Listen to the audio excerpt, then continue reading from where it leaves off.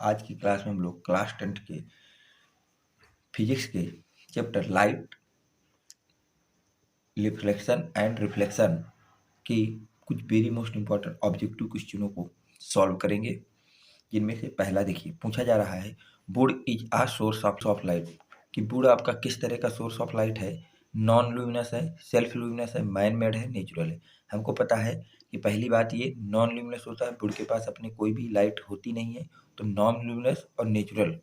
ठीक है, तो किस तरह का आपके पास वुड सोर्स ऑफ लाइट हो गया, नॉन ल्यूमिनस है, मतलब इसके पास तो लाइट ही नहीं है, तो बातें खत्म हो गई इसकी। अब देखिए आगे चलिए, अगला क्वेश्चन कह रहा है ray arising from sun is an example of pencil, कि जो आपके रे सन से निकलती हैं वो आपका कैसे का। हमको सबको पता है कि ये मान लीजिए आपके पास बेटा ये सन है, इससे जो रे है वो इस तरह से बाहर को आती हैं। ये आपकी जब कोई भी चीज़ आपकी फैल रही हो तो उसको क्या बोलते हैं बेटा, डाइवर्जेंट पेंसिल बोलती है। आपकी काफ़ी ज़्यादा ब्रॉड हो रही है, ठीक है, तो इसका बी ऑप्शन हो जाएगा। चलिए भैया नेक्स्ट क्वेश्चन में देखते हैं क्या कह रहा है। अगला क्वेश्चन कह रहा है when the parallel incident ray falling on the rock surface gate reflected in different direction it is called. जब हमारे पास पैरेलल रे जो है इरेगुलर सरफेस पे है, ये आपकी रॉक सरफेस, इसमें पैरेलल रे आ रही है इस तरह से, ठीक।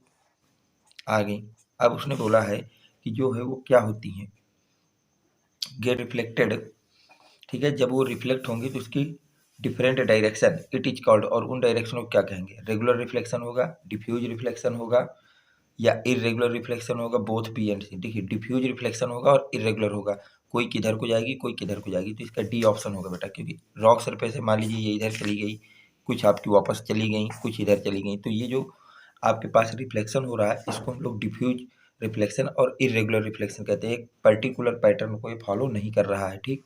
देखिए लास्ट क्वेश्चन क्या कह रहा है, what happen to the medium during the reflection of light. जब आपका रिफ्लेक्शन ऑफ लाइट होता है तो उस समय मीडियम क्या होना चाहिए, चेंज होना चाहिए या डज नॉट चेंज। याद रखिएगा रिफ्लेक्शन है, रिफ्लेक्शन के लिए मीडियम को चेंज नहीं होना पड़ेगा, रिफ्लेक्शन को चेंज नहीं होना, नहीं, डज नॉट चेंज आपका बी ऑप्शन करेक्ट हो जाएगा, ठीक है। मीडियम चेंज नहीं होना चाहिए, रिफ्लेक्शन के लिए जो है मीडियम को चेंजमेंट होना नहीं चाहिए, तो बी ऑप्शन इसका आपका करेक्ट हो जाएगा। चलिए अगला क्वेश्चन देखते हैं। अगला क्वेश्चन कह रहा है difference between a mirror and glass door is of. आप डिफरेंस बताइए मिरर और ग्लास डोर में क्या होता है, शेप का, साइज का, थिकनेस का, पॉलिश का। तो याद रखना मिरर और ग्लास के बीच में जो डिफरेंस होता है बेटा वो होता है पॉलिश का, क्योंकि जो ग्लास होता है उसमें जब आप पॉलिश कर देते हैं ग्लास में जब आप पॉलिश कर देते हैं तो मिरर में कन्वर्ट हो जाता है। ये ग्लास है, ठीक बेटा, अगर इसमें पॉलिश कर दी, इसमें क्या कर दिया बेटा, पॉलिश कर दिया, तो पॉलिश के बाद ये जो है ये किस में बदल जाएगी बेटा, मिरर में बदल जाएगी। पॉलिश के बाद ये ग्लास किस में बदल जाएगी बेटा, मिरर में बदल जाएगी, तो डी ऑप्शन इसका करेक्ट हो जाएगा। आगे चलते हैं बेटा, image of an object formed in a plane mirror. Plane mirror जो इमेज फॉर्म करता है वो कैसी होती है, लेटरली इन्वर्टेड होती है, वर्चुअल होती है, इरेक्ट होती है, ऑल ऑफ द अबव, ये इनमें से सभी होती है। तो याद रखना कि जो इमेज प्लेन मिरर बनाता है वो लेटरली इन्वर्टेड होती है, वर्चुअल होती है, इरेक्ट होती है, तो इसमें ऑल ऑफ द अबव हो जाएगा, ठीक बेटा। चलते हैं आगे, देखिए नेक्स्ट क्वेश्चन कह रहा है आ ray of light strikes, a ray of light strikes a silvered surface, किस पे रिफ्लेक्ट करी बेटा, सिल्वर्ड सरफेस में, inclined to another one at an angle 90, और वो कितने पे 90 डिग्री में, then the reflected ray will turn it through, तो वो कितने में आपकी टर्न हो जाएगी, ये आपसे पूछा गया है। तो ध्यान देखिएगा, एक मिनट बेटा, the round strike the surface inclined another the angle, ये आपके पास सरफेस हो गई, 90 डिग्री पे आकर के कोई चीज़ टकरा गई बेटा, कितने पे 90 डिग्री पे स्ट्राइक कर गई, तो ये कितने में वापस हो गई, 180 पे वापस होती है बेटा।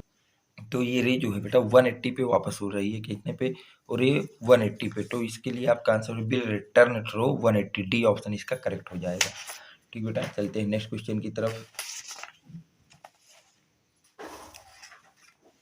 अगला क्वेश्चन आपसे कह रहा है the law of reflection hold good for mirror. The law of reflection, जो रिफ्लेक्शन है वो किसके लिए अच्छा होता है, किस तरह के मिरर के, प्लेन मिरर के लिए, कॉनकेव मिरर के लिए, कॉन्वेक्स मिरर के लिए, all mirror is respective of their shade. तो आपके लिए ये जो होता है बेटा, ये पूछा ये गया है किस मिरर के लिए सही होता है, ठीक है, कि जो लॉ ऑफ रिफ्लेक्शन, तो याद रखिएगा law of reflection plane mirror हो, चाहे कॉन्केव मिरर हो, चाहे कॉन्वेक्स मिरर हो, इन तीनों के लिए लागू होता है। तो all mirror is respective of their shade, ठीक है, देयर शेड, इस बात को याद रखना, डी ऑप्शन इसका करेक्ट हो जाएगा।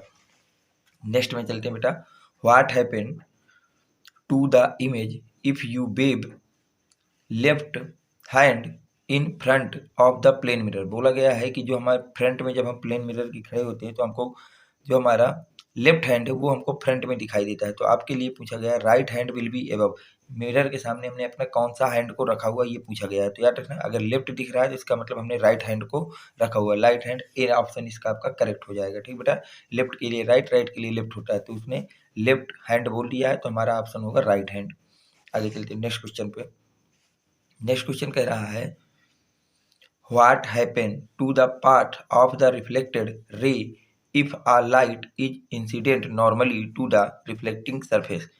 ठीक है, बोला गया what happen the path, path बताना है रिफ्लेक्टिंग रे की, if the light incident normally, जो लाइट है नॉर्मली इंसिडेंट करी, यही वाला केस बेटा 90 डिग्री पे, टू द रिफ्लेक्टिंग सरफेस। तो बोला गया है the return is the path, अपने पाथ में वापस लौट जाएगी, it will makes 90 degree angle with normal, normal के साथ 90 डिग्री एंगल गलत है, it make 60 degree with normal गलत है, ये देखिए वो अपने पाथ पे यहाँ से वापस लौट गई है, तो आपके यहाँ से ये ऑप्शन करेक्ट हो जाएगा।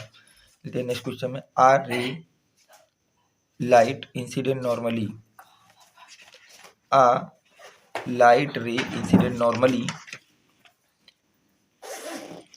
N boundary surface of two media then angle of reflection will be. बोला गया है, इस क्वेश्चन को ध्यान समझिए बेटा, a ray of light incident normally of boundary surface, normally मतलब 90 डिग्री पे आ रही, तो रिफ्लेक्टिंग सरफेस कितने पे हो जाएगी, आपसे ये पूछा गया है। तो याद रखना 180 ऑप्शन होता है इसका बेटा, कितना होता है 180, और 180 अगर नहीं है तो उसको हम लोग जीरो एंगल भी मान लेते हैं। याद रखिएगा अगर पहले तो नॉर्मली अगर कोई रे इंसिडेंट कर रही है मिरर पे तो उसका जो रिफ्लेक्टिंग एंगल होगा वो 180 डिग्री होगा, लेकिन अगर आपके पास सवाल में 180 का ऑप्शन नहीं है तो आपको वहाँ पे 0 डिग्री वाले को टिक करना होगा बेटा, तो यहाँ से ए ऑप्शन इसका करेक्ट हो जाएगा।